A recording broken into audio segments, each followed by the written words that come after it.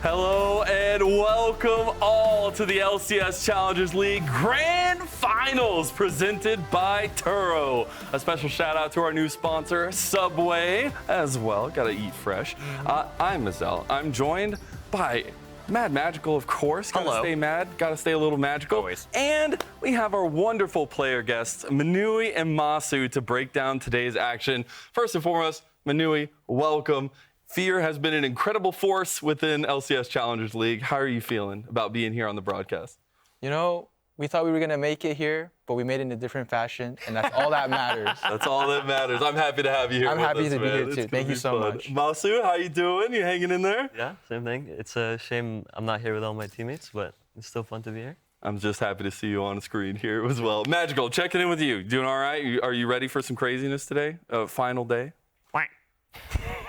All right, well, before we get into today's games, there's a little something I've been working on in the past, and it's been a little brainchild of mine. It's something that's very near and dear to my heart, and we got to try it out with a couple of our wonderful players. I want to go ahead and throw it to our episode 3 of our bot game. Let's go see who won this time. Welcome one and all to yet another episode of NACL's Bot. We are here with our 3 likely candidates, Team Liquid's Bradley, Fear Cincinnati's Manui, and Disguised Zazel to have a little bit of fun on Summoner's Rift. Now, the name of the game is simple. You choose a shot, you hit it, the others have to land it as well exactly as you did, just like our pickup game of basketball. Oh! Good luck, guys. Yeah. R flash. E Gale Force R flash. Oh! Wow. E Gale Force R flash. Uh-huh. Oh! Hey, Does that count? made it in. How are you guys so good? Okay.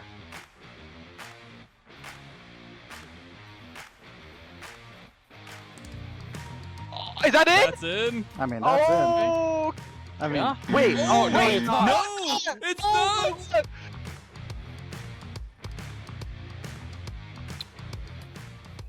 What? Okay, it's fine. Hey, it works. All right. It worked, let's it worked. basket. And then push him in. Sounds No, no, easy no, enough. you just ult it and then W when Yeah. you land. Hey. Okay. Get my alt up, get the right angle here. Oh, wait, I'm not looking. Oh my god, I missed. Oh. Oh, I Dude, tuned into that. that's suspicious. That's a B. Oh god. Wait, Wait! Hey. Okay. just flash Gale Force hook. Wait, I didn't level up my Oh Q. my god. That's a B, Wait, baby. but this really That's a counts? B. That's a B. Wait, Okay, flash, Gale Force hook. It's what? in. Okay. What? Okay. It made I didn't even do what I intended to do! Wait, that doesn't count, no, because I didn't do what I told I was gonna do. Yeah, yeah. Okay.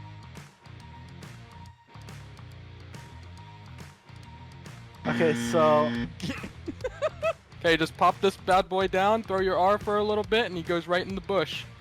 Oh my god, oh my god. good luck, soldier. I think you got this one. Oh, Oh, no. Straight on line, but that's a B, my friend. Oh my. Throws bad. you off Okay. your game. My bad. Makes you dizzy. Ooh, perfect. Oh! He made it. That's me, baby. That's Oh. me. Just. Ah. I think I can pull it off. Oh! Oh.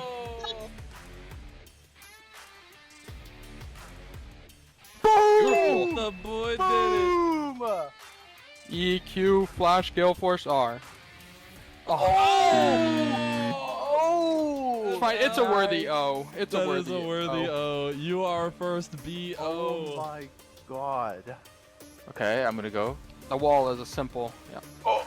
Wait! My kill! Oh! It was on the walkie! No! That's a fine. BO, baby. No! No! Oh! That's Oh, it. oh. Oh my god. Oh, that's Oh, it was close, but that is not it. No! We have our first bot of episode 3. No. Manui, do you have any bot Congratulations. words to say? I'm a bot, bro. The The E angle actually matters here, but I don't know how much. Hopefully not much. No! Oh, That was so close. that's a BO.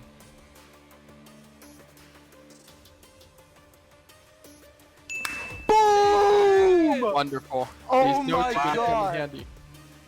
Q redemption dip. Oh, it's already failed. Ah, no! All right, Zazel is also a bot. And our champion himself will be Bradley. Now, Thank our you. champion, do you have anything to Thank say? you. I just want to thank, my competitors. They were really skilled. They really pushed me to my limits. I think I've grown stronger because of them. So I really want to thank you guys. And yeah, All right. I hope we all enjoyed. Some wonderful words for our king of the bot in Team Liquid's Bradley. But we did have our first bot of that episode here with Beep, us, boop, Manui. beep, boop. You've gotten over your AI holdbacks. Are you okay? Are you back joining us as a human? Yeah, I mean, it took 2 hours to shoot that video, but you know what? It was fun, but I'm a bot still. Sorry. It's okay. It's okay. There were some fun attempts. A lot of Lee Sin.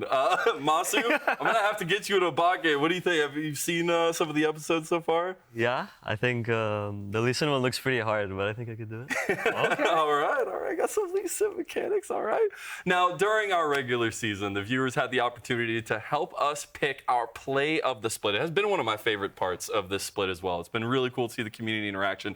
We've had some close matchups, but here is where our journey has landed thus far. We have our play of the split bracket here. It was Young taking down Tomio's tricky nature in that first round. Then we had Perry's Penta make it to the second round. Perry went against himself in the second round. And now we are here with our finals. Man, Magical, do you have any thoughts on the two remaining plays? I gotta say, this is actually gonna be really hard. I personally am pulling for Perry's Prevent because I think that's just such an impressive play, especially because they ended up winning. But Young's hero moment on Azir, the 1v5 to stop the Baron, did the same thing. It won the game for his team there. So it's like you have two plays that were so impactful for why they were able to make it all the way to the finals in the first place. Yeah, indeed. And I will just say, make sure you're spamming in chat who you think is going to take the win for our play of the split. It's either going to be that Young play or it will end up being the Perry defense play. Make sure you throw out those guys' names in there. But we're going to take a look back through this one. And Manui, I want to go to you first here. Now, this was a pretty insane play, but also a tense moment. Do you have any thoughts when we look back at this one, especially the way that it kind of went down for Young and the multi-Azir ulti? I think for sure that they were down a lot of gold in this game, and Young being able to pull off this play definitely won his team the game. And for him to have that mindset in the game to be able to do that kind of play is really good. Yeah, I do want to also take a look at that Perry Prevent, because yes, it is your teammate, but I want to talk to Masu a little bit. Now, in a moment like this, it is insane the stress that could go down in a situation, but being able to persevere is pretty important, Masu. Yeah, for sure. I was watching this live and I was completely surprised that they weren't able to end. I didn't think the base defense would matter, but Perry held it down pretty well. It was pretty impressive. Also, just multiple comms videos that we got to see, not only for the Pentas, but also that one. Yeah. It was actually hilarious. And Magical, do you have any favorites? I know you were saying the defense. Do you have any secondary thoughts for the Young one? I mean, I think they're both impressive. Like I see reasonings for both of them and why either of them could truly win. I do think that they're both deserving to be in our finals. I just think that personally, I'm pulling for the Perry Prevent just because it is such an important. It's also a Nexus defense kind of play. But Young, like you're talking about, Manui, it's really important to have the heads-up play when you're on top of Baron. That would be the end of the game if the enemy gets that Baron. But you go in by yourself. You're able to get 3 kills just for yourself. 1v5. That is so impressive. Now, do we have any other thoughts on the comms that went behind the defense? Does that make that even more worth going for here? Well, Manui? I'm biased, so I'm of course going to tell everyone to vote for Perry. But what happened in there was everyone was tensed up, and I think I said something like, just flash into the wave. If you flash into the wave, we can save the game. and then he did that. So then, for me personally, please vote for Perry. Hey, a little bit. All right, now I gotta go. Now I'm taking it back. I'm going to Young now. I gotta go against him now. Let's go Young. Hero moment. I always love the hero plays, especially those big Azir moments. But I think it's been really cool. Besides these two, we're waiting on some votes to come through. Do you guys have any particular ones that kind of stood out to you for the entire split, at least? Masu, I'll go to you first. Like a play? Any of the play of the splits? I know we actually had a couple of yours in there as well. I'd say Perry's defense was probably the Yeah, one that one was it. Especially knowing Philip. I know the comms in there were pretty insane. Well, the Perry Penta one comms were even more insane. Yeah. I voted for the Perry Penta I thought that one all would the make way. it I thought it would into- make it, but I think we played it too often. Look, I said this about the Perry Penta. The comms are what made that play great. Sorry, Perry. The Penta itself was kind of just standard. It was kind of boring. It was the comms that won that play. Because he has 2 plays in there. He's got the prevent. So of course I'm gonna do him like that. Oh my I agree. goodness. You're right. You agree? Oh, There we go. Perry, I'm sorry. you gotta get somebody out here to defend your Penta, man. the Kendrick Penta was fun. I think it has been really cool, though. I think one of my favorite parts is the fact that we have had such influence from the community, and being able to have that kind of interaction has always been so important to us, trying to build a community, and just to have that kind of back and forth. Actually, we look at the play of the look at split that. votes right now. It's looking like Perry's defense is gonna end up winning it out here as well. Let's So go. yeah, hey, maybe your call for the votes in the chat ended up working, but it does look like our vote will be the Perry defense that does All end right, up it's winning the deserving. game. It's So, deserving. hey, it is deserving, and congratulations for Perry having the play of the split. But that also means that we have to move on. And over the last few years, we've had the honor of crowning our MVP. It is not your most valuable player. It is the most valuable prospect for the regular season. This award is given to the player we feel shows the most promise in the years to come, not just now. And it is time to announce our 2023 Summer Most Valuable Prospect. How would I describe winning most valuable prospect in one word? I'd say I was pretty excited. I think like him and Unforgiven are super similar in that sense, where they both just love beat. So they play many champs, many roles. Like they do so much regarding the game. So it's just really easy. Like I think it doesn't matter which champ I pick for him, will just do good anyway. I don't know. He was surprised, feeling good. For being like apparently like a rookie, he was like doing really good. I think it was really easy because from a mechanical perspective, he was already on such a high level that never needed any attention. On EG's doors here in the base, as we see Faisal doing the same thing in the mid lane, divide and conquer. Oh my God! The Wi-Fi wizard Masu! Quacker's looking for it, trying to push through the Turo Baron power play, and got the backup of Trevor. They're on to Masu. Can he survive? He does it! Masu lives through the engage. Side of Flight Quest is okay, now we got Oh, nice decisiveness from Zazel. Each gonna try to get the pull through here, but can't do it. Tries to get the flash play for both of them, but Masu, the Wi-Fi wizard, is popping off by himself in the bot lane.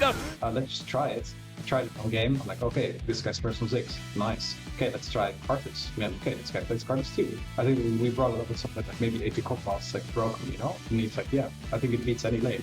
Bigness Screams first time, drops 20 kills. I'm like, okay, like this guy actually just plays everything. I think it doesn't matter which champ I pick for him, will just do good anyway. So regarding his team fighting, I think it's one of the most explosive players I've ever seen. But you gotta be careful of Bomba into the back line, trying to peel down. You keep it Niles as Niles bounces around Masu, who goes up into the air, but the call of the Forge God is fired, taking him down. Masu, how did you live, my friend? How did you do it? But you gotta be careful because Niles still wants to end Masu again, survives and throws it right back in the face of the Saints. Like he's so aggressive, like he finds so many tiny windows. It's like from one of the first days that we started working together, it already impressed me. It's actually like so insane. I mean, I'm gonna be honest. I think if this guy doesn't make it, I'm honestly like confused. Touch this entire time. Could this be a Penta setup for him? He's looking for the killer instinct. He's going in. He finds 2. He finds 3. But it won't be so. He tries to get the snipe. It's not enough for the Penta. But the wizard for FlyQuest shows up anyways. The thing is in League, at some point, like it clicks, you know, and then everything starts making sense. And usually you try to kind of get there, like you need maybe like a year, like a bit of time competitive, but like it was already there from the start.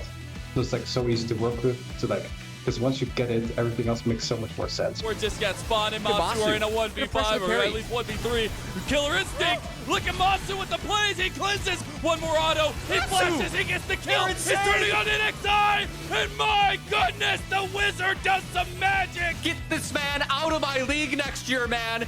Ultimately, my goal is to compete internationally, challenge international players, not just domestic. I need to take it step by step. So that first step is getting into LCS and becoming a good LCS player. Woo! I can't get my no. You failed. It doesn't work. There we go. Congratulations, Masu, as our most valuable prospect for the Summer Split 2023. What does this mean to you? What has this split meant to you? This split really meant a lot to me because it's the split I feel like I didn't do as much noticeable growth in terms of gameplay, but I feel like I learned a lot as a player, as a person, what it means to be a professional player and how much dedication it takes. Yeah. And how there are a lot of other aspects than just gameplay that you have to be really good at. Yeah, that's about being a holistic team player. Manui, your thoughts on facing Masu as a competitor this split and as a year as a whole? I think Masu was someone in solo queue before he made it onto FlyQuest that I thought was really good. And I don't tend to say that, not because I'm ego, but I think that a lot of players in solo queue are not that good. And being able to compete against him and seeing his growth also, like he can also play Mage Champions just like me really well, is just amazing. It has been really incredible to watch your growth. I was saying the whole time, man, you're so good, brother. It's just insane. Now, we've had a lot of fun throughout this season. It has been a bit of a short but a long one in its own right. It is time to get to business now. Our LCS Challengers League season has spanned 8 weeks. And now we have reached our finale. As we take a look at this bracket, guys, it has been a run. And specifically want to go to both of you. While you aren't here for playing in the finals, the runs themselves, I want to go ahead and go through the bracket with you. Manui, I'll start with you. Any big thoughts of this whole season, but also the playoffs? I think that this split for us was a success if you look at it from an outsider's perspective. And especially our game against TL, last year we lost to them in the for 3rd place match, and we were really sad. But this time we were able to take them out, and push them into the lower bracket, so that felt good. And heading into our DSG series, we were also very confident, but unfortunately we got reverse swept. So it sucks, but it was a good year. Do you have any takeaways from the playoffs yourself, Masu, real quick? Yeah, so, same thing as Minue, but also I was really impressed by EG. Yeah, I feel like during the last few weeks, they found a much stronger identity than they had throughout the entire regular season. And they translated it really well into some very good lower bracket momentum. Yeah, it truly has been. And that's the kind of duality that we're going into today. I do want to focus on our arriving teams, though. We set up the grand finals. It is DSG Disguised versus Evil Geniuses. And man, does that car look good. Disguised showing up to the Riot Games arena in style with their Turo car as well. My God, the walkout looked good, Magical. I love their shirts too. Can I just really appreciate what Disguised have for their shirts? Because they have the like hand-drawn pictures of all of them put onto these shirts, or acting as their jerseys. Yeah. I want one of those. Those are so awesome. I really want to get one. And the thing is, like, this has been a monumental season, not only for LCS Challenge, but this is our first content creator team in this league. And Disguised Toast has been an awesome addition to the league. And the fact that they make it to the grand finals in their first split has actually been really cool. And the thing is that doesn't just stop there, right? We see a lot of influence throughout the community. Yeah. We've seen a lot of give and takes. We've seen also the fact that they have, a lot set up here today, which I think is really fun and interactive with the community. I think it's been really cool to see them kind of work and come through life. Have any thoughts for you guys on Disguise joining the league? I think Disguise joining the league is very healthy for the league, and I think it's very helpful for people, especially after the NACL news. Mm-hmm. I think that they create a great opportunity for people, especially who kind of lost hope after the thing. So hopefully, with like the success that they had this year, it will influence other influencers to also join the league to help us out. Yeah, and we want to go take a look at the tailgate here as they were giving out some shirts. I'm just saying, I got the last one. I was so happy. I walked up, they were like, I have one shirt left. I was like, sweet. I'm so jealous of you. But you get to see the man there himself as well, disguised, able to represent, taking a lot of pictures out there. But the thing is, this team came together with 3 champions from spring. It was actually incredible that they were able to take such a strong track record and build onto it with 2 newer players as well when they brought in Young and Meech, Minui. Yeah, I think that they're very solid carry players, and I think that they fit the team well, and I think that the veterans have done a great job in developing the 2 rookies, and I think that it will be a good match today. Yeah, and I think that being said, you got to hear from the man himself, Disguised Toast, on how this roster exactly came to be, and it was an interesting story in its own right. It started with the news of how some LCS teams were dropping their players, and I just thought, well, mathematically, there's now 35 really talented players out on the market. And if no orgs are going to get in, you can just build from like the cream of the crop, I guess. But next is like, okay, so how do you actually get a spot? So I messaged someone from Riot saying, hey, you guys are missing 7 teams. Can I have one of the spots if no one's going to take it? And they went back, talked it out, and said, if you can commit to like fielding a whole team and be competitive and pay their salary, then yeah, you can have it. So next I just went on Twitter saying like, who's available? I'm trying to get together a team, received a lot of messages, and it all started with our coach / GM Golden Glue. He kind of built this roster. I had my own opinions on players, but I'm like silver in League of Legends, so I told him like, no matter what happens, make the choice you would. But obviously, there were some good options, especially the Cloud9 Challenger core, consisting of Tomio, Zeyzo, and Fake God. Were definitely high on our list because they won last split. And Fake God, I didn't know him personally, but like he's very close with a lot of people I'm close to. So naturally, we reached out to each other, and I think I had like decent expectations, not super high. I would say the players had higher expectations for themselves because 3 of them were part of a winning team. I mean, a lot of expectations abound, but particularly it's really nice to see this influence in the league, Magical. Well, I can't believe that this guy didn't have more confidence in his players going in. You have 3 champions on his team. I would have so much confidence in this team. I'd be like, yeah, you know, it's got the core of the winning Cloud9 challengers from spring. Bring them in with 2 hyped rookies as well in Young and Meech. I mean, we've heard so many good things from the players of this guys, especially like you listen to Zeyzo talk about Meech as a player and how well he works with this player and what they really do to build up this younger player. And I think it's been really cool. I want to talk to you a little bit, Masu, because I think you and Meech have been some very, very interesting versus matchups in terms of mechanics and things like that. We actually get to see, you know, last split, Cloud9 went Diplex doing the Fortnite dance there, but the trophy going over. But what has it been like kind of facing off against this team and their strengths as a whole? I definitely think Meech is a pretty talented player. I could see that during team fights, he sees angles that not a lot of players do. And I think the core of their team, like Tomio and Zeyzo, are able to carry Young and Meech throughout the early game, where they can shine in their team fight moments, where they see angles that others don't.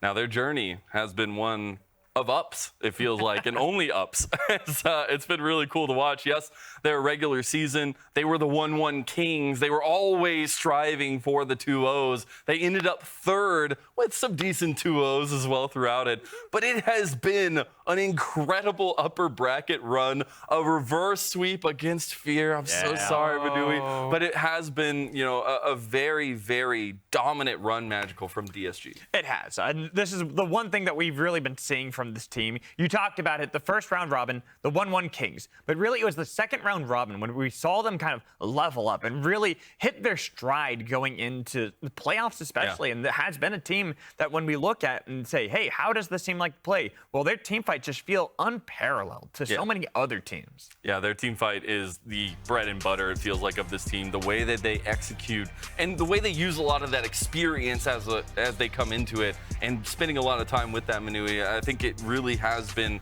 about them coming together as 5. Yeah, for sure. I think that Fake God being a super stable laner definitely helps them a lot in the early game. I think that maybe just some criticism. I think Young is not very that good in the lane, but he's very, very good in the team fights along with Mage. And I think now, Masu, I want to talk to you a little bit.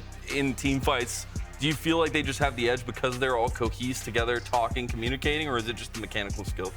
I think it's a mix of both, because I can definitely see that they're coordinated well, but also you need to have hands to do the kind of plays that they were doing. Yeah, you absolutely do. Got to have some quick hands there itself. And we actually get to see some of the clips as well against Fear and some of those pullbacks. It was very decisive moments that really ended up being the game changer here, Manui. Yeah, they definitely pulled it on us. You were just rubbing salt on the wound here. We're like, remember the reverse sweep? This moment when you guys were so close to winning and getting a 3-0, but then unfortunately, it doesn't always work that way, right? Yeah. That's just how League of Legends is. Sometimes you have that edge, but then you go up against a team like Disguise, who just feel like they have gotten that other level. The 4-1s that they've been able to set up throughout playoffs really has caught so many teams off guard and how to actually compete against that. And we really got to see that a lot at the very tail end of the season, too. The last time EGC played up against Disguise, Disguise were able to 2-0 because they just out-team fought them the whole time.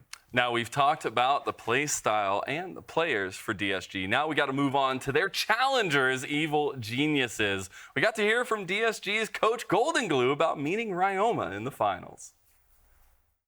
Yeah, I mean, I'm definitely really excited to play versus Ryoma. It was actually kind of funny.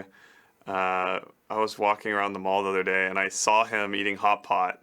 And then I walked in, and we said hi, and we talked, and Kimby was also there. And he was joking around, like, I'm making it so hard for him to come back to finals, and I was joking with the same. And we kind of were messaging each other, like, see you in finals. I didn't know if he was going to make it, but he made it. So now it's actually, it came true. So it's pretty fun.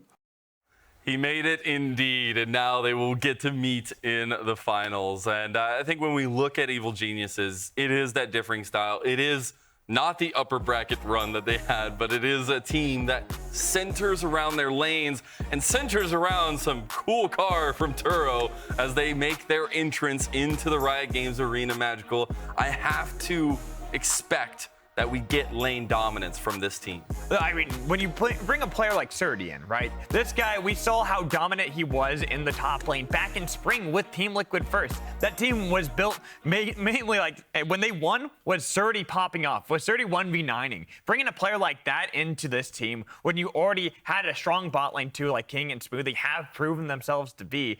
We see that they just are a team that are able to win out early through their lanes. And it was a team that they wanted to stick together with, Evil Geniuses. One of 3 remaining LCS Challengers teams in our league. And it was really cool to see them kind of commit to that journey. And speaking of, we got to go ahead and bring these guys up. I want to get your general thoughts, Masu, on this roster and the strength we've seen in their laning and kind of their split push style.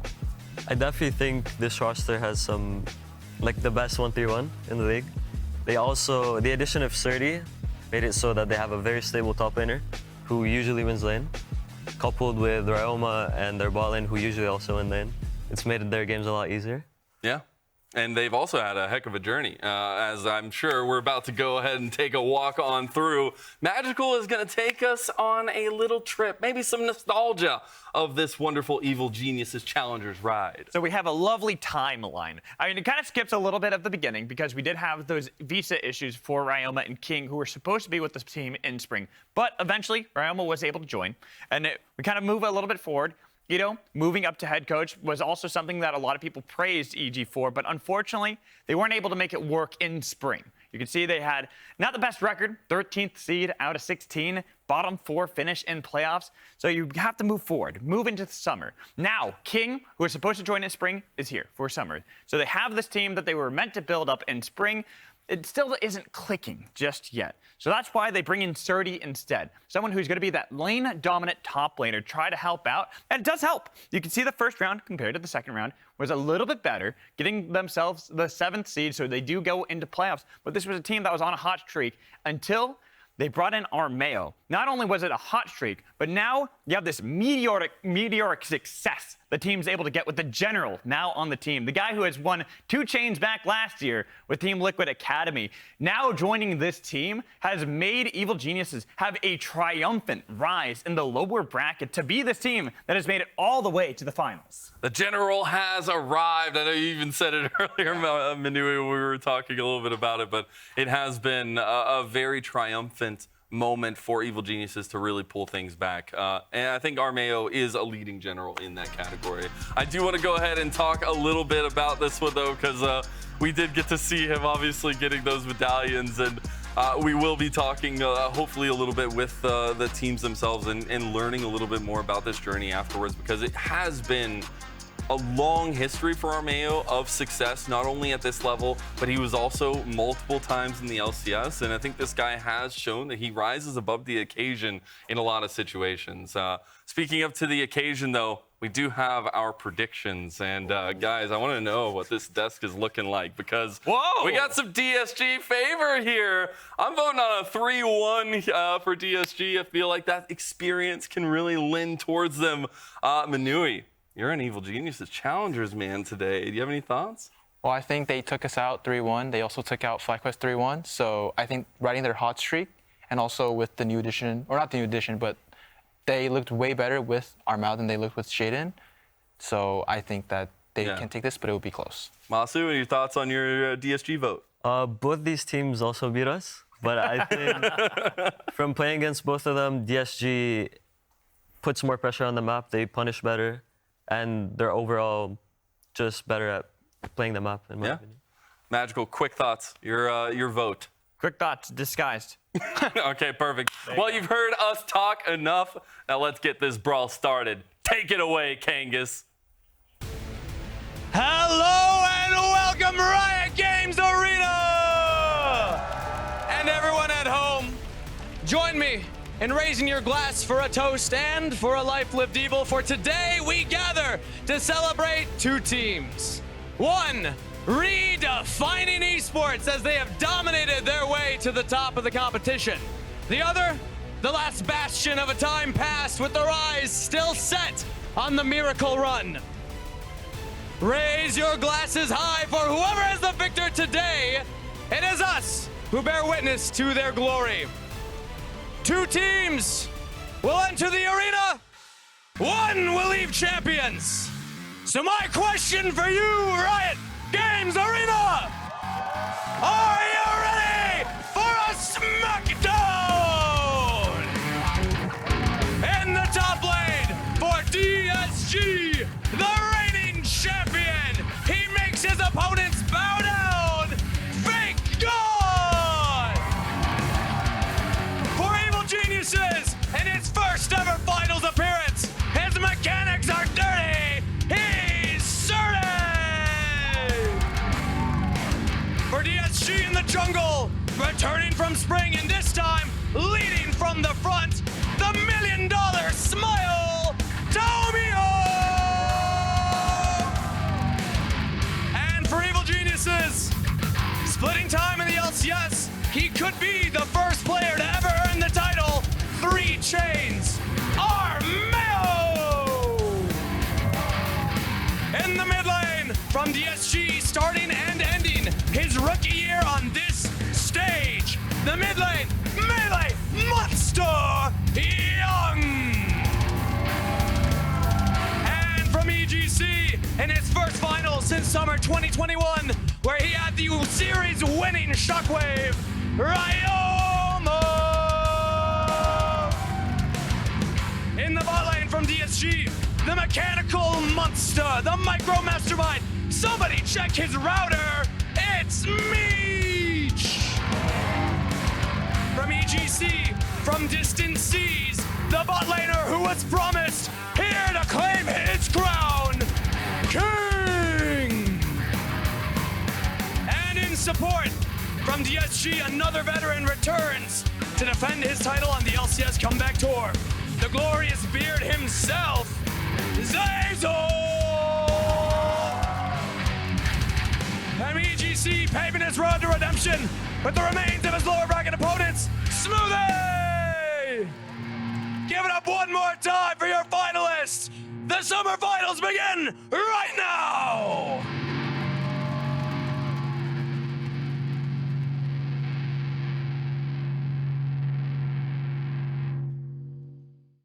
Going into the season, there were a lot of concerns. It was like a very last-minute project. But I think when I saw our roster, I definitely thought we should be playing in the finals. We got 3/5 of the Cloud9 roster that just won, and we got Young and Meech, who I think are both very talented players. We definitely had a winning formula from the start. When I came, I was like expecting us to just automatically be a top 2 team, top 3 team. And when that didn't happen, I sort of had like a wake-up call. It's like, it's not that easy. But I think after we got 30, everyone was able to focus. Faisal's running low, and so is Winsome. A double kill picked up by Surdy. Flashes in, wants to make it a triple kill found by Surdy. With the addition of Surdy, it gave our team a identity that we didn't have before, and I don't think any other team can beat us when we're playing our style. But the Nexus is under siege, and EGC will book their tickets to Los Angeles. EGC, I see a team that doesn't really have a clear identity other than they're just a bunch of pretty solid players. If I was to look at DSG and look at their weaknesses, I'd say the individual players. When it comes to matchups, I would just say we're all better. Yes, he got a couple. Oh, Dyko. He's just dead. That was the King. Meech's got nowhere to go. King makes sure that he takes down DSG. So I have a pretty big history with Zazel. Back when we were on C9 together, he tried out against me for the starting C9 spot. I ended up winning out, but I always thought he was a good player. In 2018, I do think he was the better individual player, but honestly, I think now it's not the case. I'm coming in expecting to beat him. Magnet from Zazel. A lot of people still doubt me, so I still have a lot to prove. Winning this would just make me more valid. The back-to-back wins would mean a lot for Fake God, Tomio, and I to prove that we deserve to be the champions. Hello, everybody, and welcome to the League of Legends Championship Series, NACL Summer Finals. Oh, I'm getting all mixed up right now. I'm so sweaty from running back up onto the stage. You got to forgive me right now. We've gone from the Super Heavyweight SmackDown to the Super Heavyweight Snackdown cast with our little Oreo desk we got going on here. But of course, my name is Desrux. I am joined by Cubby and Beatdown. Beatdown, your first time being here on the stage. How does it feel, brother? Dude, it feels great. And after an intro like that, what's not to be excited about with this matchup we got going on today? I mean, you're shredding up there, man. Dude, I can't blame you. That was a pretty hype one. And to have an arena packed in to see Disguised versus EG, our first content creator team versus the last LCS affiliate standing, the one that we really didn't think would be repping the LCS affiliates here. They had to overcome the 1 seed in TLC, the 2 seed in FlyQuest, the 3 seed in Fear, or 4 seed in Fear, now have to face the 3 seed in Disguise to try and win that final. And Beat, that's such an amazing turnaround for Evil Geniuses Challengers, considering we look back onto the season, first round robin, they're going negative. Every step forward since has been growth coming from this team, and it's led from the lower bracket run of the season. Right, and I mean, the thing with EG2 is that the top 3 in the season, we didn't think they were going to be the top 3, and they made it here today anyways. All right, guys, diving into pick ban for game 1. Not a thing we're going to look out for early. First off, top lane focus. Fake God versus Surdy. It's a hype matchup. No Jax for Surdy, no Rumble for Fake God, and no Maokai for Tomio. He is 10-1 on the Maokai this split. Also really helps to open up Young's champ pool. What I'm looking out for here, if Disguise ban an Ivern, that is EG's most common answer into the Sejuani. So if that was the case, they'd have to ban Sejuani next. That said, Sejuani is still open. Zyra Khan's open, but Kai'Sa's off the table. You got to imagine they're looking to pick something like the LeBlanc there for Young. It's been such a strong pick for Ryoma, and I'd be really surprised if that's something that they're going to let through, because you can't imagine EGC are looking to take that away. Yeah, that's something else that is going to be heavily contested. Also, Rakan being the most played support for each of our supports that are in this series. Odd as Sedge. Okay, Sejuani is taken off the board, so now a lot of eyes on that LeBlanc. EG are willing to play something like LeBlanc plus Ivern, so LeBlanc going to be denied. Yeah. Okay, so LeBlanc gets taken away. Still looking at what the jungle picks are going to take right here, especially considering that both that Maokai and Sejuani were taken away. Those are champions that are so good on both Tomio and Armeo. They're very, very proficient on that. Very, very happy to lock that in because Tomio likes to play towards Young, but now going to have to find a different method. And it's a big deal for me because on the Sejuani and the Maokai combined this split, Tomio is 21-5. And I think a lot of that has been Tomio growing as a player, really evolving into someone that can control the jungle. But also, it does open up Young's champion pool for those melees that he really does specialize in. So I think EG targeting Tomio also somewhat hits Young, and that first pick, the block for Young, that now gives Ryoma the opportunity to counter later, as that was a deny from Ryoma, who has been so good on the block this split. Yeah, and that Rakan priority you're talking about is already starting to come through. They've broken up the Xayah Rakan because, of course, Meech has to take that one away, so you don't get that really strong combo. And they're going to pair it with that Rel, which Zeyzal's been excellent on. Yeah, Zeyzal's been an absolute menace on this Rel. He's been so good at setting up a lot of positions where flankers would usually come in and denying that completely outright. And of course, if his flash is up, he said it in interviews before, he feels godlike with that. He wants to dive on you. Someone's going to die. And even talking with Manui, like before the show, he was on the desk. He's like, yeah, when we face Zeyzal, it's like he's always in the right spot at the right time. Like, we were going for a top dive in our series. He was there to answer. It's like, what? This guy's here? Like, there's no idea, right? Big brother. It really feels like each of our supports, for that matter, because Smoothie is someone that has really stepped up with EG. I know a lot of the narrative right now is that, oh, Armeo came in and kind of fixed the team. I feel like that's a real disservice to what we've seen from Evil Genius's challengers, where everyone has stepped up. Smoothie on that Rakan being really big in playoffs. Now, I want to ask what you think about this. Lissandra getting locked in for EGC is something that was more common when Robbie Bob was part of the roster last spring. You don't tend to see it on Ryoma as much. No, the interesting thing about that pick is we know it's that common answer into the LeBlanc, but this is something we've seen EG pick overall, usually with Shaden on the roster, setting up for something like the Viego, getting those resets going on a champion like that. Also, I gotta say that for EG, I'm expecting the Viego here to play with this Viego, but this is a different style from EG. Renekton, the Sandra, as this game goes on, especially if Young decides to go for that Shiv build on LeBlanc, it will be side lane priority for Disguise. Whereas EG coming in, we talked a lot about how this was the team that plays 3 lanes the best. Disguise was a team that I feel like they set up objectives and team fight around Meech very well, but for EG, they're straying from that style a little bit to match fire with fire early against Disguised. I mean, this is a squad that did say they had a good game plan coming into this week to face off against DSG. Now DSG going to snap right back. Tomio, we've taken away both Sejuani and Maokai, so we're going on carries. Tomio's going to play the Kindred. So this is an interesting one, because I was considering he's played this champion once so far this split, and it was in a win. We even talked about how even though he plays these more facilitating style champions, that he showed us in that game that he's able to play these more late game carry oriented picks, and now we're seeing with the Ornn lock in for Fake God as well. This is just all in that late game 5v5 like we know DSG love to set up for. I mean, is it going to be Ziggs here for King? It feels like he almost has to take some big backline damage, because the Ornn, the block are going to outscale as time goes on. Varus to be more indexing towards that early game. Frankly, I'm expecting poke Varus into the Kindred of the block, and the Xayah just ignore the Ornn, try and get poked down. So EG, this for me as a comp, they have to spike hard early. And this is a very different style from what we've seen EG play to get here in the finals. Yeah, because you got to look at some of the teamfight tools that DSG have grabbed, as well as some of the scaling that DSG have grabbed.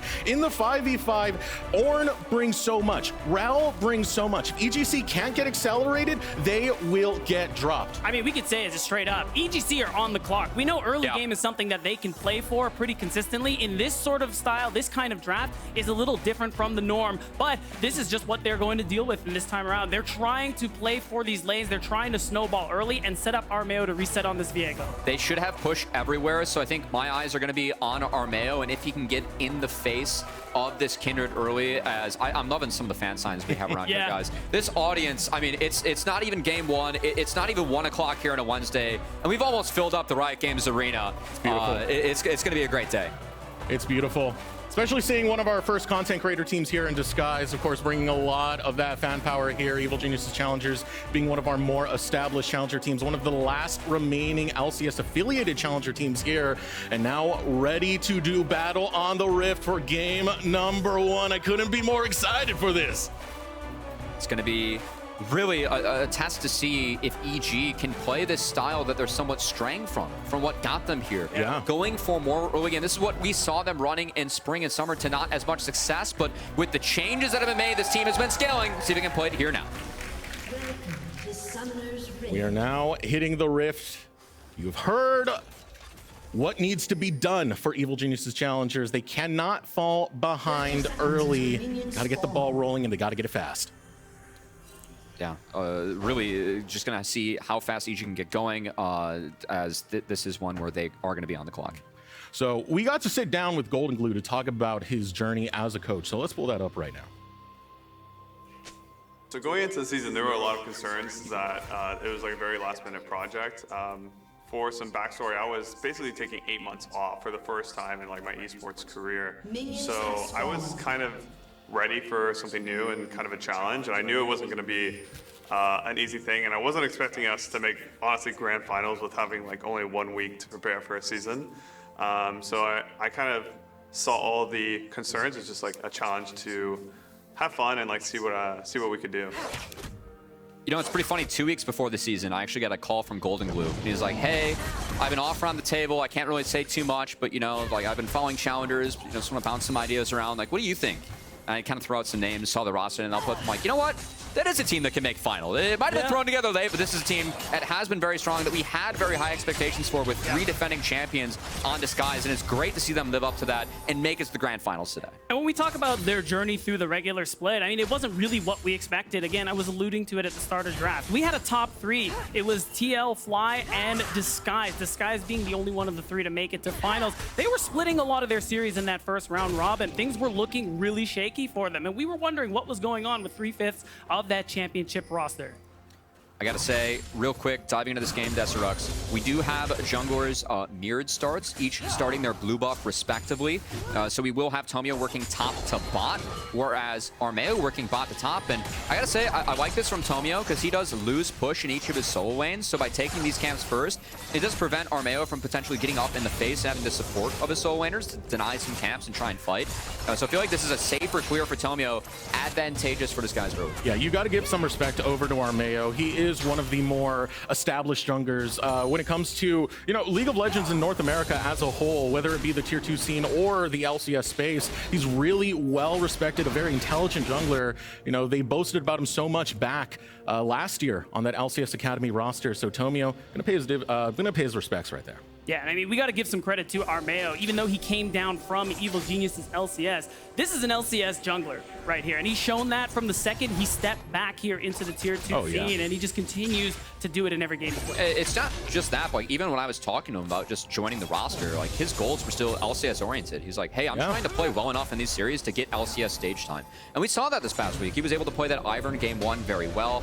His Ivern something still is drawing bans even in this series today. So Armeo, it's almost like he's done so much in this league, he has nothing else to prove. And even when he's in finals, his sights obviously trying to win, but they're still elsewhere. And it's such an interesting thing to kind of compare, because Tomio can also be that life of the team who has a lot of his teammates have talked behind the scenes about how he does liven up things. I believe it was Surdy from when they used to play in Evil Geniuses last year on the Academy squad, saying how much Tomio actually helped with the state, helped with the mental, and making sure that people can stay on track and not let one loss really take them down. Yeah, I mean, Kanga said it in the announcement, that $1 million smile. He's that positive force on the team. I mean, Zazel even credited him for his improvement this year as a whole. Says this split was the Tomio that he knew in spring. That decisiveness, that creativity. Even Manui, before we went live, could speak to it, having scrimmed against him all year long, whether it was this team or Cloud9 Challengers. And we love to see that from our players who have been around the tier 2 block, so to say, for these last couple of years, especially from Tomio. We got to say, like, this is the split he has grown the most so far. Yeah, a lot of time to talk about the growth of our 2 teams so far, because we've had nothing happen on the Rift. Minutes. Camps being traded, still going to be the mirrored clears from each of our junglers, and curious to see when these bot lanes reset. I feel like that could really dictate when we have Dragon and Smoothie. Smoothie under attack. Flash forward coming out from Nietzsche. Does get the flash out of Smoothie in the process. Going to be trading even. Ryoma a little bit low underneath this tower. Armeo not too far off. Young just harassing him right under. Good to see this from Young. Of course, all of our mid laners and challengers really did pilot the Shiv build early on. But we have seen Young actually stray more towards that Electrocute and the traditional AP LeBlanc. But going into the Lissandra, much better matchup for him going this build. So love to see some of that diversity from Young, whose LeBlanc is 5-2 respectively this split as well. Yeah, and before today, Ryoma was the only one still going the Shiv build on this patch. So I agree. It's really nice to see that adaptation come through there for Young on this LeBlanc, as you know, not a whole lot continues to happen into this first game, which still favors Disguise, because we highlighted it during the draft phase that it's Disguise want to play for that late game 5v5. Yeah, real quick, I like, again, bringing up the late game, how good that is for Disguise, but EG, they just burned the TP of Ryoma to get priority mid. Armeo's going to try and contest the chickens here. So he takes that away from Tomio. But I think after the marksman reach this wave, EG really want to try and take this early dragon. They need to stack up these dragons. They want to be able to contest Disguise later on in the game, give themselves that dragon win con. So Armeo going to kick that one off, and we'll see if EG can get the priority from their mid and bot lane to secure this one safely. I mean, exactly as you said right there, Armeo cancels his back to start up that dragon. That early game win condition is going to be so big for this squad to keep it running, and this is how you start it up with that dragon stacking. Even with it being spotted out, Tomio still in that general vicinity. And I really want to credit EG for this. Again, this really isn't EG's style. Coming into today, something I found really interesting. EG, their dragon at 15 rate was 0.43, which is actually 7th out of the 8 teams that we had in playoffs. Now, they are a team that averages being up in gold at 15, but this was really a team that they like to scale in the lanes. They don't play early objectives. They usually wait things out and then go later where their champs are stronger. So seeing them play a very different style, I think it's credit to them. They've worked on this throughout the year. Really, playoffs, when their roster did change up a bit, they swapped things up to really find something that worked for them in playoffs. But now, we see the body work they put in with a 36-game regular season, able to return to something that they were familiar with prior in the year. Now it's just, can they execute it later on? Right, and it is cool to see because it defied our expectations as well. The question was going to be whether or not DSG could respond to scaling into those side lanes later into the game, because EG played that style so very well. But showing this draft diversity, this stylistic diversity is so important in these best of fives, and it is really cool to see that EG can pull something else out of the hat. And I feel like EG have shown a lot of depth in the way that they've been approaching the league and the season altogether. I mean, the 1-3-1, the scaling, they've shown they can play both styles. Maybe... Oh, okay, sorry about that. And they've shown they can play both styles and really kind of play them more textbook, play them very strict, play them rigorous, and force other teams to respond to their game plan. And right now, I think EG going to force DSG to try and respond to them. I'm curious if we have any fight around the Herald. Renekton so damn strong around that first Rift Herald. With this Lissandra Viego, I think the only way that DSG could contest is if they are able to get Rel level 6 and rotate up there first. You can see Meech, though, stacking a wave.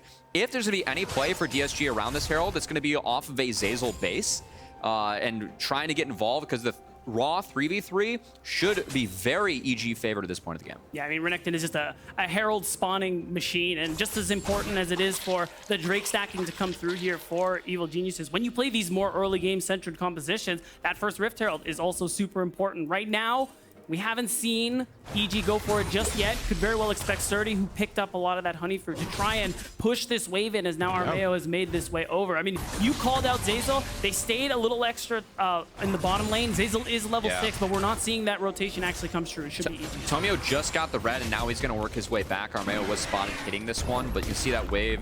Not great for Fake God. He actually pulled it, so he's going to try and keep the wave towards him. And I think there's just going to be a seed, which honestly, from this guy looking at the team comps, this is the right call from them. And it's an easy setup for EGC to really grab this, because he had priority over in the mid. Ryoma was hard shoving there, the wave hitting into the tower. Of course, Surdy getting prio up in that top end. This is allowing Evil Geniuses to play to that game plan we need out of them, which is the early game to work well. Throw down that Rift Herald, but look at the bottom lane. We got a setup coming out from Disguised.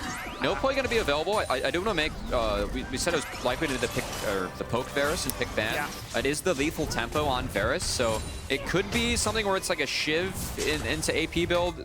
That was also changed in this patch, so honestly just expecting the raw on-hit Varus, which this game, it's playable, but my concern is that the side lanes for DSG, like Ornn isn't far enough behind right now to be moved, and this really starts to hit that break point where once you get the Sunfire, this matchup then becomes a little bit more of a handshake for the Ornn. And the Blanc, you get to 1-2 items, I mean, that Shiv's done. You're gonna have Shove onto the Lissandra now. So if DSG are able to get one turret and then get in a 1-3-1 formation. Now EG, if any team's gonna know how to play in that, it is EG. That's how they got here, right? But I feel like DSG at this part of the game, that could be really good for them. EG have not gotten enough early from this composition to really cash in and punish Disguised yet. Yeah, and the big way to see whether or not that's going to happen is, what does Armeo do with this Rift Herald? They've gotten it so far. They are 2 for 2 on early objectives here.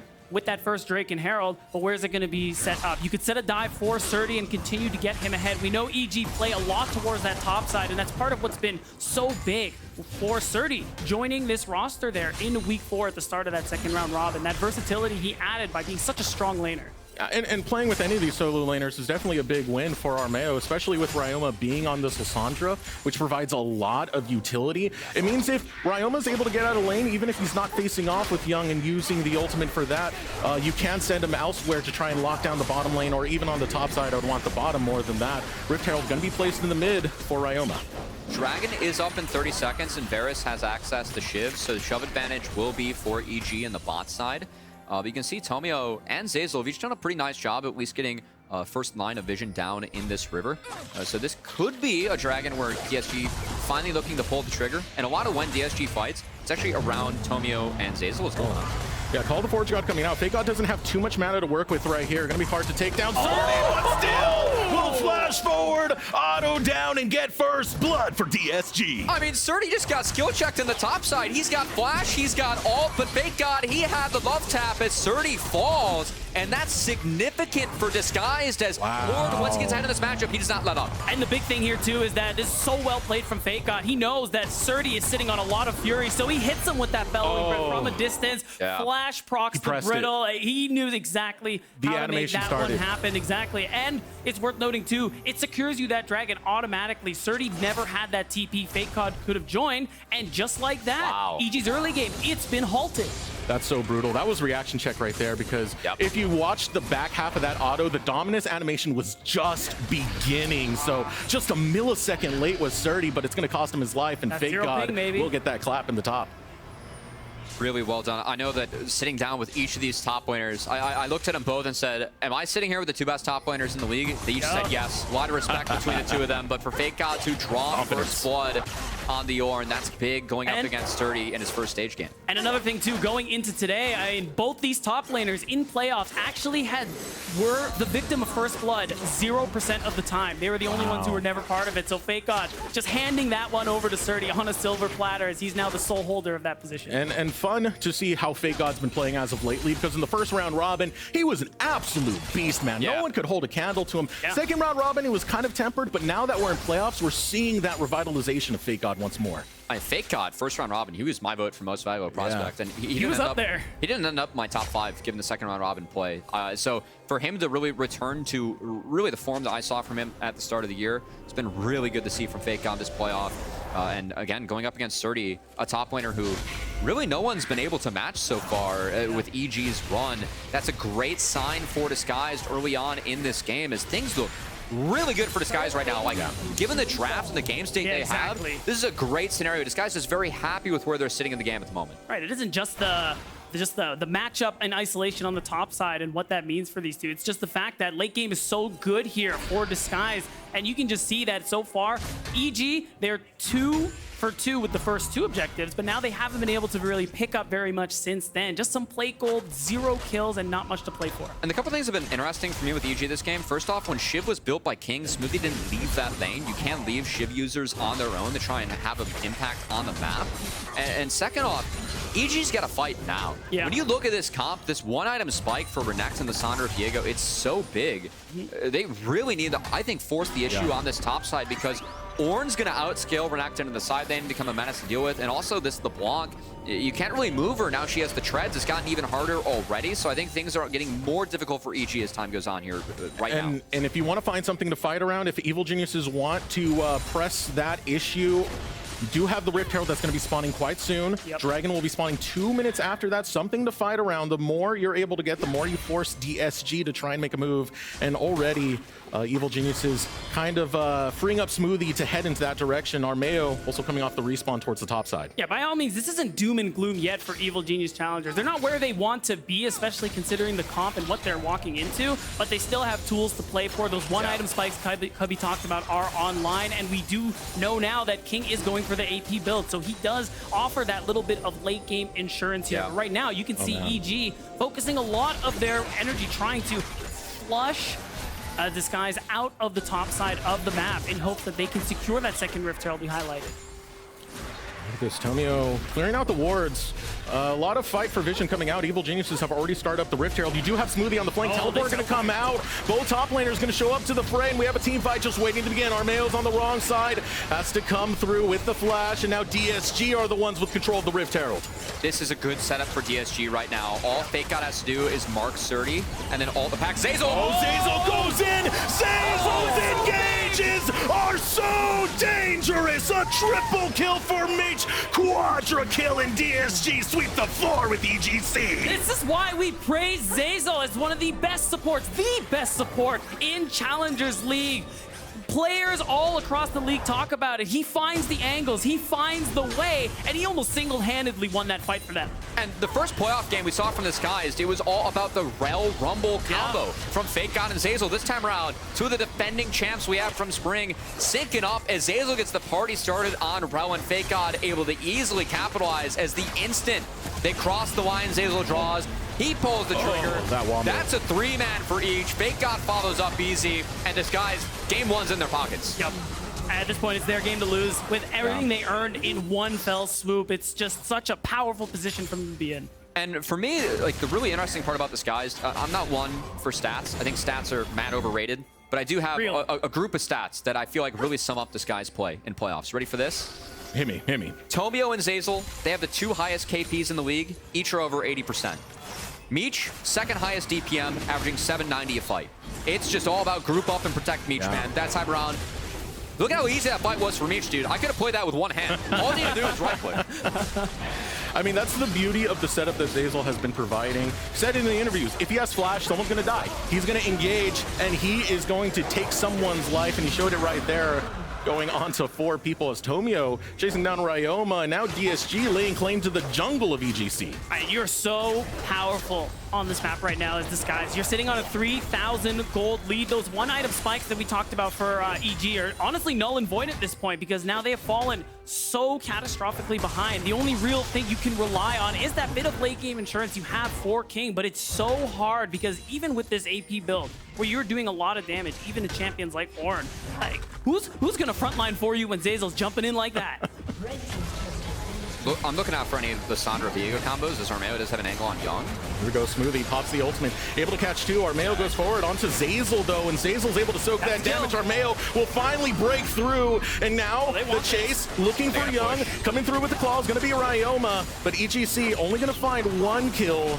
DSG disengage. That's a nice pick, and I want to see how hard EG push this. Again, if I'm in EG's shoes, you feel behind, you know, your comp gets further behind, having a man advantage. Hey, how much can we take? Can we get anything else from them? It really is going to be about what kind of risks EG can take on the map, because I think that they still have to try and make plays now. It does not get easier for them as this game goes on.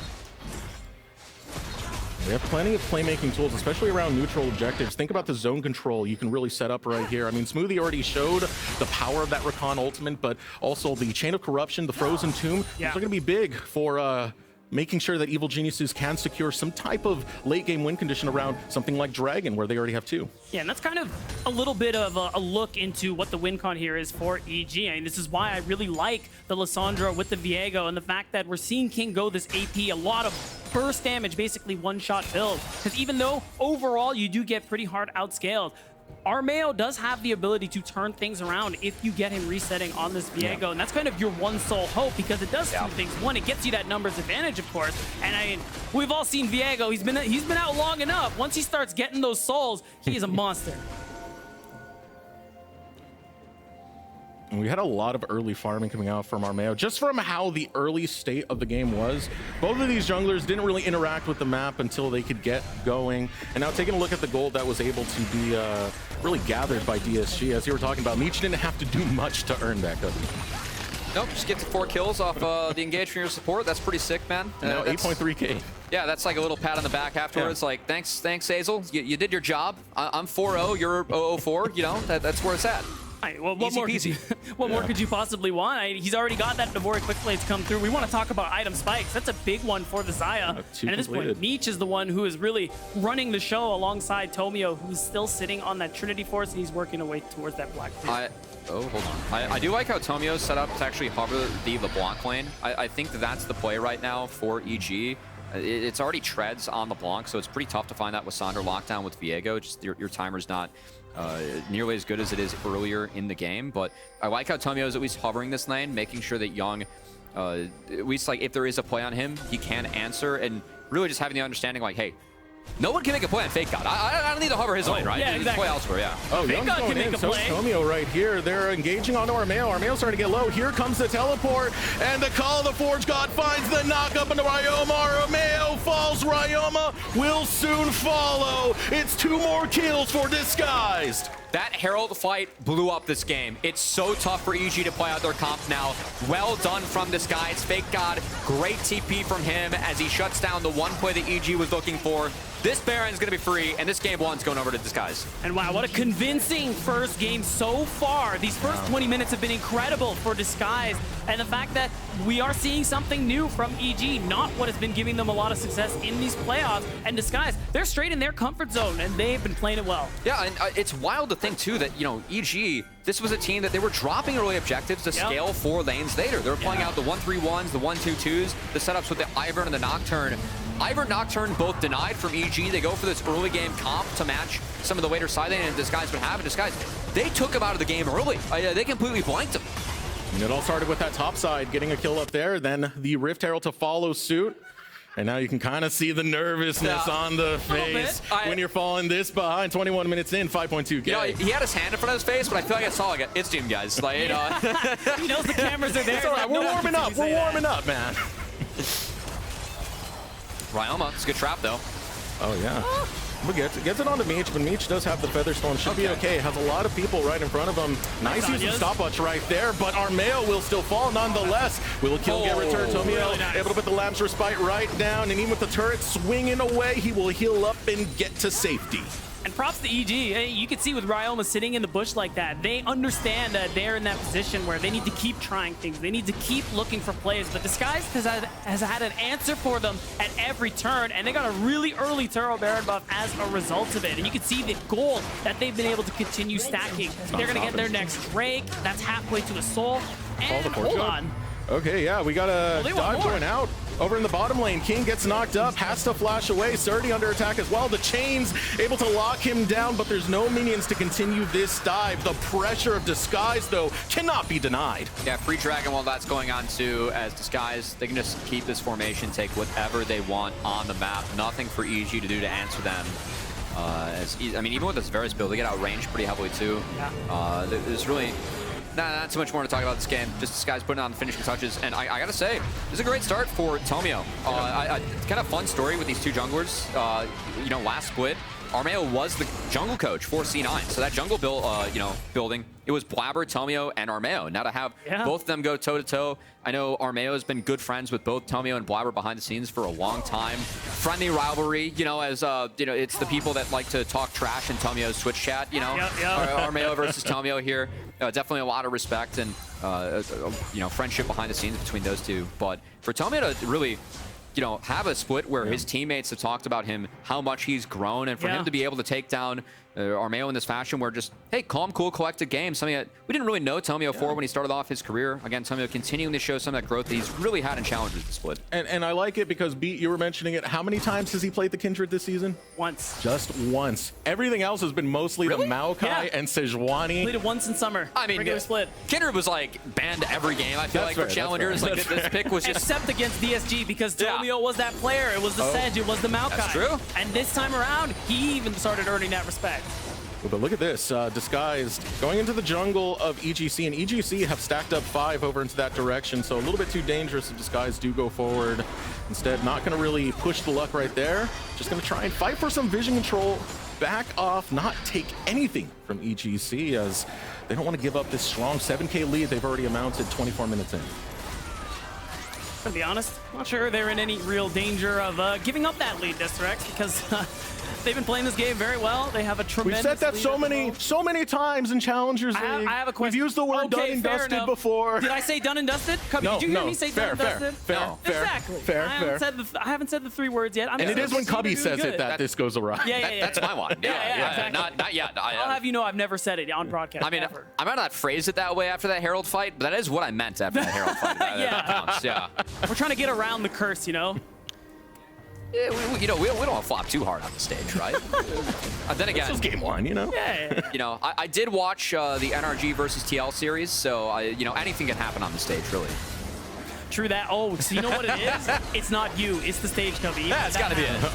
Oh, here we go. Zazel goes Smoothie. in deep. Smoothie able to turn it onto Meech. Meech using the Feather Storm call. The Forge God's going to land onto nothing. King continues the chase as Zazel looking to run away from 4 members of EGC. Finally gets collapsed on it. Will go down, but will it cost them their life as Young just rolls forward. And now here comes Surdy hopping onto Meech. Meech is low. Labs respike times out. A shutdown picked up by Armeo. And EGC, they fight back and they'll trade up in this team fight. That was a great turn coming out of Smoothie, the flash to get onto Meech, and it was the second rotation of spells from EG because Smoothie took away all of Meech's spells in the first rotation where they were able to take him down. I mean, usually this is really hard to get on top of a Xayah, especially in these situations, but it's as you said, Smoothie took the opportunity and said, okay, fine, like I'm gonna go right on top of this Xayah, and getting those crucial resources out allowed that second go here for EG.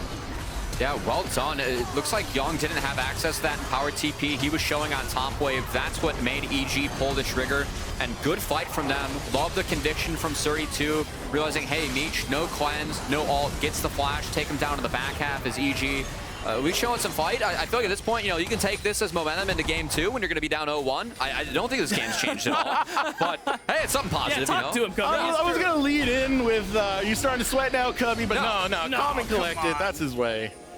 Yeah, but for EGC, they're showing they still got some fight left, but it's going to be an uphill climb if they want to take down DSG in this current game state. Look at Young over there in the bottom lane, currently split pushing the rest of DSG around Baron. Now, positives for EG. 3-item Varus, when you go this build, you are very, very strong. So you have a very bursty trade pattern, and also Armeo has the book that's rather fed, but Ryoma, he's already running for the hills. Mark not able to be proc. Baron started. Here we go. The Forge only knocks up 1, but it's King. He'll get a double knock on the King, and look at Meech rain the feathers in. We'll get a double kill. Surdy gets slain. It's a triple for Meech. He's just collecting the dough all over the map, hand delivered by the rest of DSG.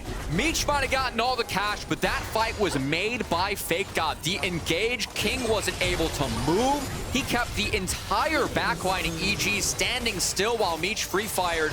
No hope of a Baron for EG, no hope of a comeback. The Skies continue to march and take the base. That's been the bread and butter for this team all split long. 5v5 leading to Meech. And Zazel has even talked about how much he's improved as a player alongside Young in that summer split, being a player who I'm going to embellish a little bit. Gets caught out a little randomly at times. And he says his positioning has improved so much more. That willingness to call for resources has improved so much more. And that's part of what's allowed Disguise to develop into the team we're seeing right now in this final. There's a control ward right there. They don't care. They're just gone now.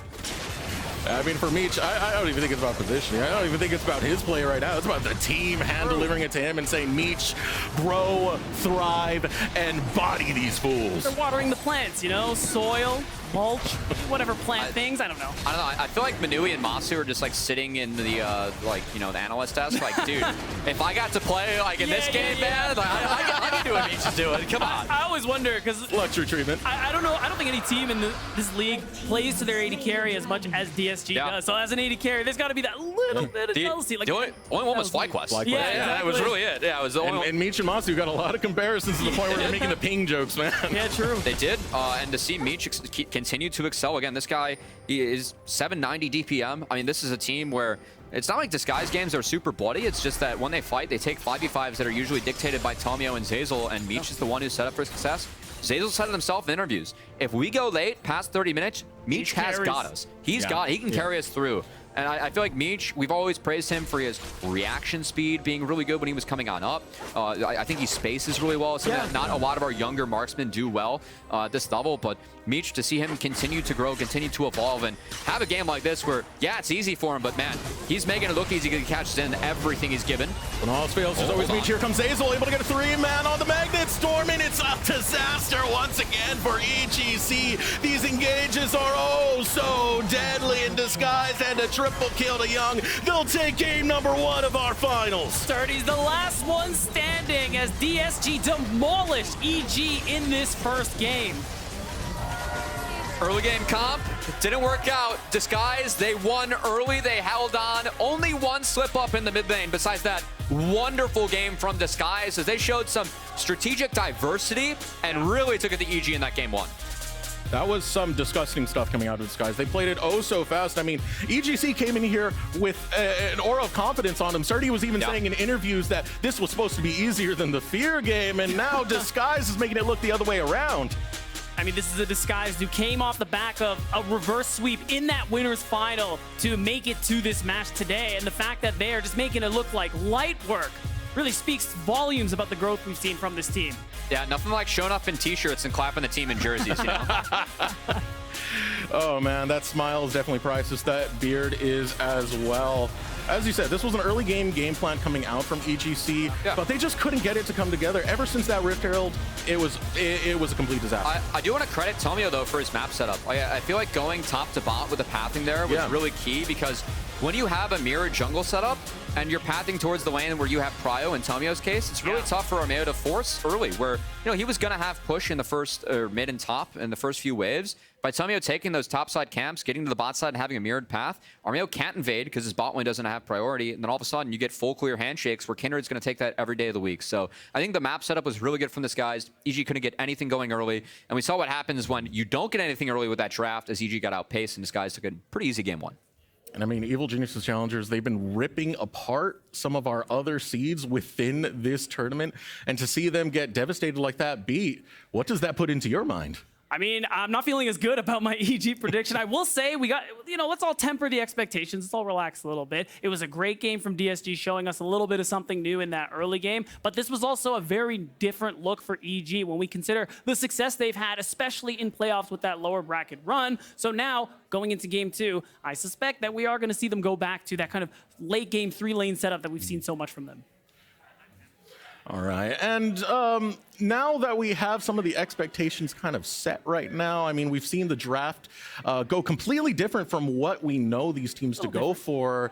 Is this going to be the tail right now? Is this how things are going to roll? I think we're going to see EG go to blue side, and then I think things swap up from there, expecting to see Xayah Rakan continue to be denied, but maybe by going to blue side, they open up something like a Kaisa pick that has been really big for King.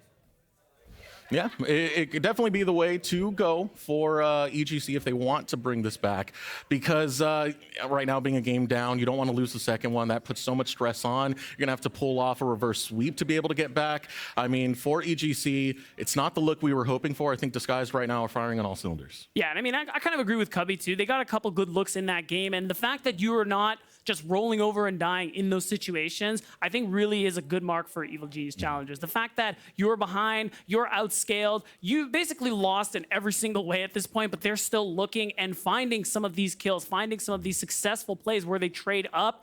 I think that still speaks very well to how they're feeling the confidence, and probably likely not going to be a doom and gloom scenario for the next couple games. All right, well, we're going to toss it over to the analyst, but wait, we found some footage backstage of one of them. Oh my God, this kid wins 2 chains, thinks he can just do whatever he wants.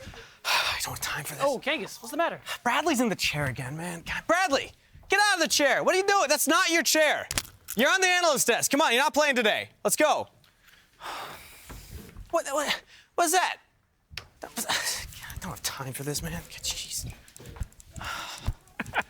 So frustrating, but we have him here. We did end up getting him out of the chair. I am Mazel. I'm joined by Mad Magical, and this time we're joined by none other than Mir and Bradley from Team Liquid Challengers. I'm excited to have you guys join us here. We have a little bit of swap-a-roo for the players and get to talk a little bit about that game number 1. But first and foremost, Mir, welcome to the desk. How you doing? You feeling all right? I'm doing okay. I made at least finalist as a caster, so like, that's something that I achieved. It's a dub. It's a dub. Bradley, my friend, how you doing? Are you happy to be here with us? Yeah, of course. I had some time on stage to practice my Aatrox combos. Was pretty rudely interrupted, but that's all good. Your chair was so far reclined, man. Is that how you normally go? Is that... Dude, you don't do the gamer thing where you get your leg like this. That might not be. I don't know about that one. You know when you're playing bad and you just like pop a recline? You just sit there and just, like it's like the Tyler 1 slump, It's like one of those. I see. Now, I do have a little bit of fun. Since they just joined us, I got to throw them right into the cold water, right? Because I have a little bit of fun. I've picked out some clips for you guys and I'm going to have you guys cast them. You said you made it to the finals as a caster. Well, now it's your chance. You set yourself up for perfection. Okay. So I've got a couple clips here. Now, I'm going to assign you guys play-by-play in color. Now, do you know what those roles are? No. No. Absolutely okay. not. So, Bradley, I'm going to start off with the first clip of you as play-by-play. You're the yelly man. Yeah, you just have to lead us in the right direction and tell us what's going on. Okay. You're going to come in with a deep hitting analysis. You're going to have everything ready to go after he lays it up for you. You think you can do that for me? I think we can. Yeah, so the question I have, at what point does he kind of take over, like, with After the analysis? you're done yelling, my friend. Oh, like completely after the whole thing? Yeah. So have you ever watched like us cast where Yeah, we of just get course. really loud and then all of a sudden the other person just kind of like we're done yelling. We're just like my voice is either tired or I'm done talking. Okay. And that's when the other person talks. Yeah, okay, I got you. Exactly. I got you. All right. I'm So down. we're going to go ahead and bring up the first clip now. Bradley, you're going to be our play-by-play. Mira, you're going to be our color. Let's see how this goes, all right, guys? I believe we're going to get some coaching. So get in here, Bradley. Okay, FakeOut uses a W. Surdy, the second E goes in, he's looking to ult, but he can't quite find it. FakeOut pops the ultimate. Surdy is still waiting with the ultimate. When is he going to use it? FakeOut, the W, the auto, is he going to flash it? Surdy going to ult? No, he will not. Oh my god. Oh my god, it was great by 30. He usually doesn't greet the line, but like this time I don't know, he got nervous or something. Dude, I'm a little scared. Your play-by-play is pretty good. Yeah, all right.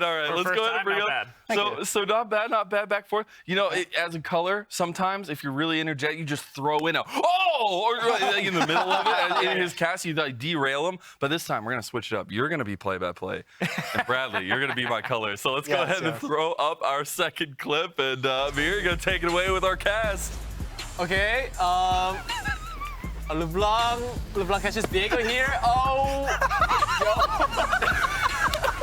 Okay, keep going. Okay. Tomio got the first. Tomio got the mark. Tomio got the mark. Okay, we're gonna get Baron here. Easy. All right, deep hitting analysis, go. Yeah, it's exactly like Mir said. Tomio did the and then FakeOut with the yeah. Casting's hard. It's actually so hard. It's a lot harder than people think. Yeah. All right, we'll go right back. We'll switch it up again. Bradley, we have one more clip. I'm gonna have you play-by-play. If you guys want to do double play-by-play, Bradley, take it away. Both of you talking at the Young same with the time. dashboard. Lysandra actually ults in. He dodges up on all the abilities, saves him with the big engage.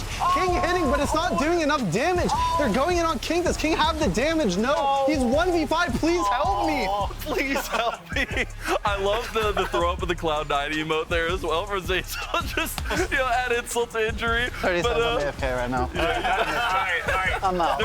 We gotta contact the stage, get them off. We're putting these two on there. They're gonna be our both of you same time though. You have to do the play-by-play. That was pretty incredible. That was amazing. Thank you guys for bearing with us. It's a little bit of fun to have you guys jump into our shoes for a little bit longer. Seriously, guys, you guys killed it. Guys. I do want to go ahead and talk about the actual game now and have some fun talking and breaking it down because I value your guys' input on how this game went. I think it was a very holistic win from DSG. And Miro, I want to break down because we did have two carry junglers come into this one, but it was a bit one-sided.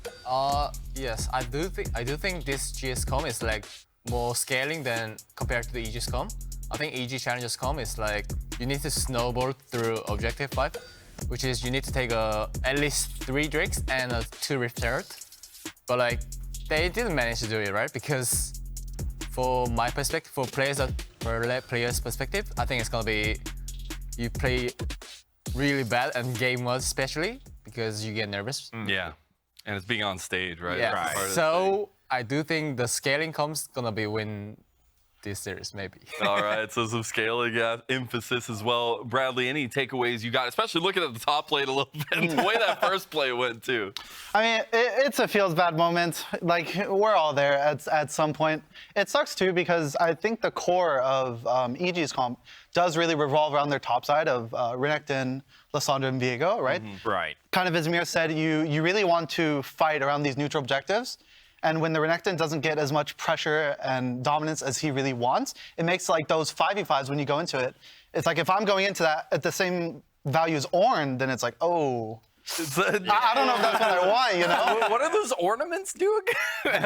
I want to go ahead and take a little look at the actual plays and break them down a little bit more. And especially Magical, I want to start with you because I think it was interesting to see this one play out. DSG highlighted a lot of that team fight composition that we kind of highlighted before. Well, and the fact is they did it a little sooner than I think people would have realized with their composition. You guys were talking about it, scaling composition, but that team fight right there. What a huge engage from Zeyzal, but it's all made possible because of that top lane play. The Renekton, as you said, on even footing as Ornn, that's not a position you want to be in. And we were talking about how do you come back from that? Well, really, it would be about attacking the jungle, looking for picks, not for full-on team fights. And DSG didn't even give them the room to breathe. They just went full scale, went for those early fights, made sure it was a full 5v5. Now, we did actually have a little bit of a fight back from Evil Geniuses. It wasn't a total free victory. I think the engaged bot side, particularly for me, showed a little bit of life and some of that decisiveness, Bradley, that I really like to see from Evil Genius. Yeah, no, this was very creative. In situations like this, when you're EG, you do have to kind of be more creative. I think Ryoma had the right idea with the flank here. Obviously, it sucks going up against Zai with ult and cleanse and everything. So, you know, the execution might be a bit hard, but they did the best that they could, I think. I think it's also the biggest problem is, despite them doing these great plays, having these moments, you weren't the scaling comp. Yeah. You needed to do these things about like 10 minutes ago, unfortunately. Exactly. They did try to force a Baron here, and it was something where, you know, DSG absolutely turned right back around and were able to find the re-engage here. So we'll look at one more clip, and Mir, the way that this broke down, it definitely felt like a lot of the tempo was started by the jungles, but ended by the engage from the side of DSG. Well, I don't know how does Zaya get hit by everything with ulti and flash and cleans up, but like he managed to hit by everything, and Diego somehow got the reset. Actually, like I don't know what is going on this game, but like okay, they should manage to clean up everything, but I just can't believe the Zaya stayed alive for so long. Okay, that was a bit throw by DSG, but like, you know, after they having like 10,000 gold gap, it's like like one throw like doesn't really change the game. Acceptable. Yeah, that is acceptable. Acceptable and if they didn't throw like 3 times in a row, that is actually acceptable. That's the problem. Yeah. We do see here Evil Geniuses challengers will be on blue side, so I want to talk to you, Bradley. What are your thoughts on that change up of sides and what can really go right for them? I mean, you have a lot of priority picks right now, and I feel like a lot of that does involve the top side. You know, you have like the Rumble for Fake God. You have Renekton on both sides, both shown great success with Renekton. Jax, I think they both play like a really good Jax. So securing a really nice top side as well as scaling, like I think will really, really matter. Hey, it is going to matter a lot as we do have our first step in this best of 5.